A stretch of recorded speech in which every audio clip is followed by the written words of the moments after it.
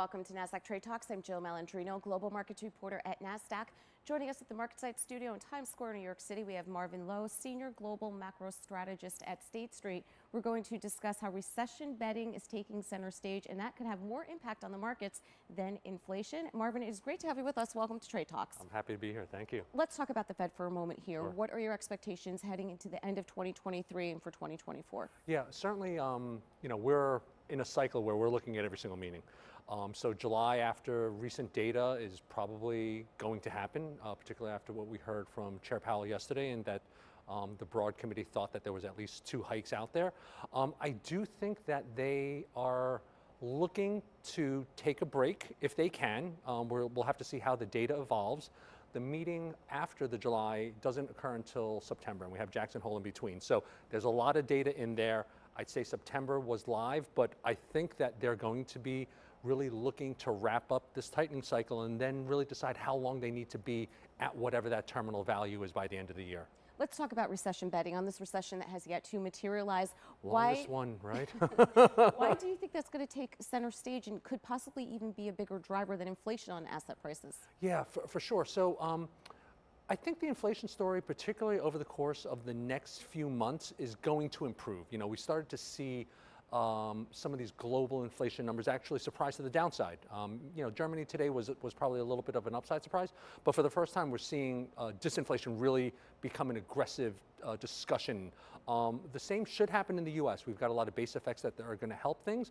And then just the way the markets have reacted over the course of the last week. Last week we had some weak data that made it look like recession odds were going to be higher. We had a sell-off. Earlier this week we had better data where it looked like recession odds were going to get pushed back. We had a risk rally. Today we got a little bit of a mixed signal where the data was good, but Fed pricing increased with this good data, and we've got mixed results. So the market is really focused on whether or not we're going to have a significant slowing in economic growth, and it's willing to look past inflation, at least for the moment, because it does look like it's trending in the right direction.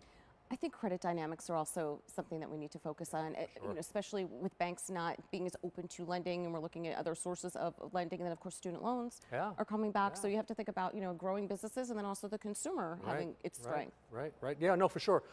And those are probably the 2 main things that I'm looking at in terms of being a headwind to this kind of better economic story we have here. I do think this banking stress continues. I think banks are going to be challenged in finding deposits because it's just costing them a lot of money to find deposits. And that is going to affect lending. And it's the small banks that are struggling, and they lend to Main Street. So it does have a bigger impact on the economy, if you will. The consumer has been a very big tailwind for this economy. Student loan repayments, which begin September, October, are going to affect 40 million people, somewhere in the range of $300 to $400 a month per person. I think you're starting to see stresses within credit card delinquencies. We do know there's a record amount of credit card debt out there after the last couple of years. Having that all come together, I think does stress various parts of the credit dynamic. And this economy relies on credit. It's a very important part of the discussion, and the fact that we haven't seen it as evident maybe now versus in March when banks were really struggling doesn't mean it's gone away.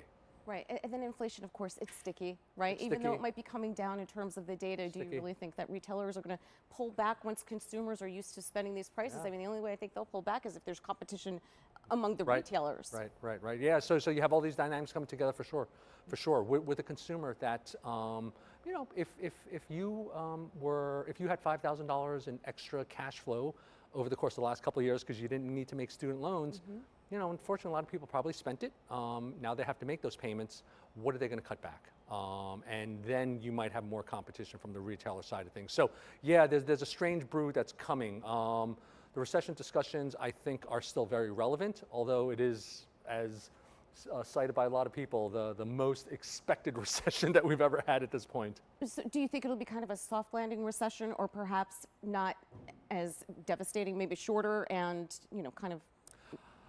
I mean, my thought is that higher for longer, which is really kind of the Fed and other central bank mantras at this point, because inflation is sticky, means that we do wind up increasing the odds of a harder landing. I think you wind up with an inverted yield curve for a longer period of time. that in and of itself makes it harder for the banks, which is kind of the discussion we were talking about in terms of making money, in terms of attracting deposits, and it all just kind of builds in this pressure cooker, if you will. So, you know, I still think that there is not a non-negligible chance that it's not as clean of a recession as maybe some of the markets are pricing right now. All right, Marvin, we appreciate the insight. Thanks for Thank you. joining us on Trade Talks, and thanks for joining me. I'm Jill Malandrino, Global Markets Reporter at Nasdaq.